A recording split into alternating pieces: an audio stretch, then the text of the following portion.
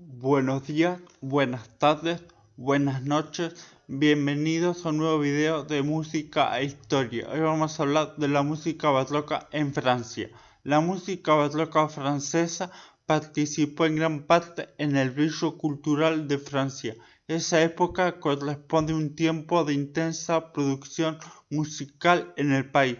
El término música barroca, que incluye la música francesa, que compuesta entre 1600 y 1770, es a la vez complejo y diverso, ya que la música en Francia evolucionó mucho durante este periodo. Contexto: a principios del siglo XVII, todas las artes evolucionaron.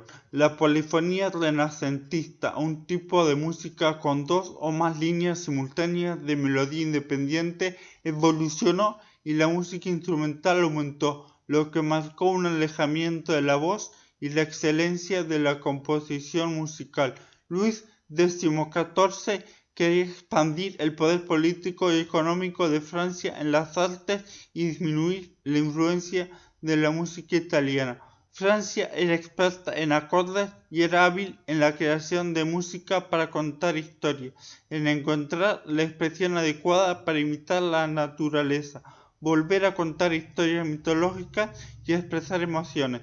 Compositores, dramaturgos y músicos de la corte y de la iglesia contribuyeron a esta búsqueda francesa de elegancia y perfección. La música, un instrumento polivalente. La música era un elemento cotidiano en la corte francesa. Acompañaba la vida ordinaria y extraordinaria, los servicios religiosos y los entretenimientos reales. Era compuesta para realzar el esplendor de las ceremonias públicas o para relajar a los soberanos y cortesanos en privado. En esa época, la música servía tanto de entretenimiento como de importante herramienta política.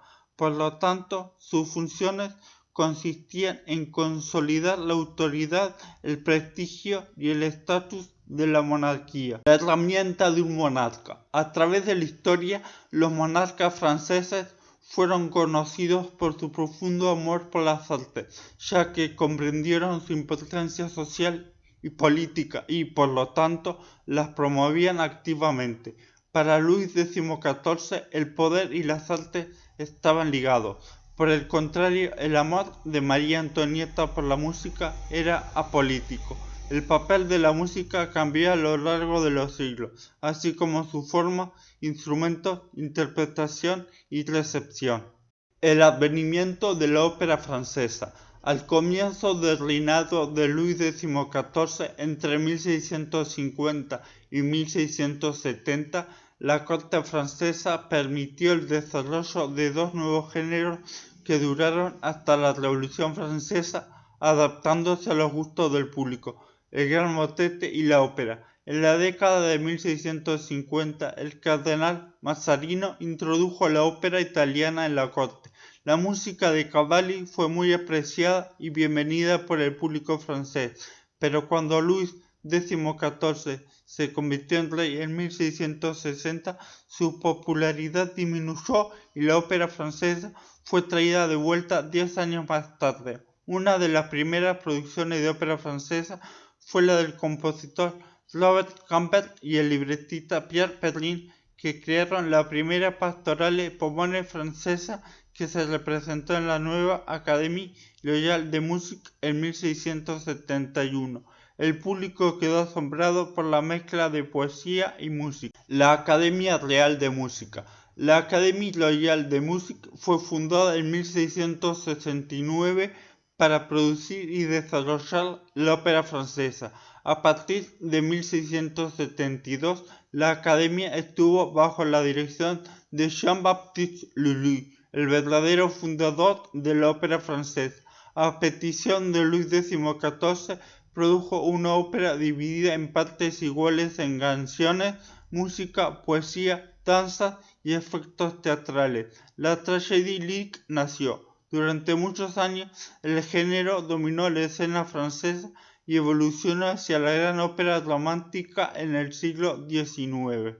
El reinado de Lully. El reinado del rey Soleil marcó el amanecer del arte lírico. donde la ópera florecía en las formas de comedia, ballet y tragédie lyrique. Primer compositor de su siglo y maestro de la música barroca francesa, Jean-Baptiste Lully revolucionó la danza, la música y el teatro en la corte. Desde Cadmo y Armonía 1673 hasta Armida 1686, Lully exploró la música, la acústica, la puesta en escena y el drama en su tragedia lírica, donde se dio mayor importancia al coro y a la orquesta. Sus espectáculos incluían escenas de canciones y bailes, desarrollo de personajes profundos y atrevidos decorados, así como efectos teatrales.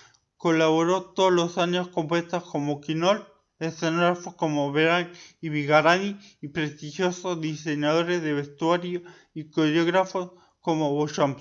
Orquestas, coros, solistas y bailarines fueron todos animados por Lully a superarse a sí mismos y contribuir al surgimiento de la ópera francesa como una representación fundamental de las artes europeas.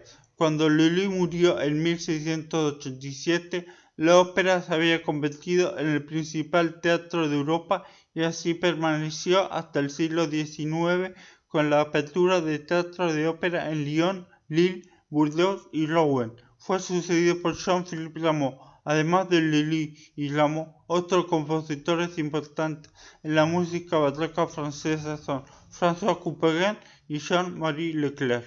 Si les gustó el video, denle like, suscríbanse al canal y compártanlo. Muchas gracias.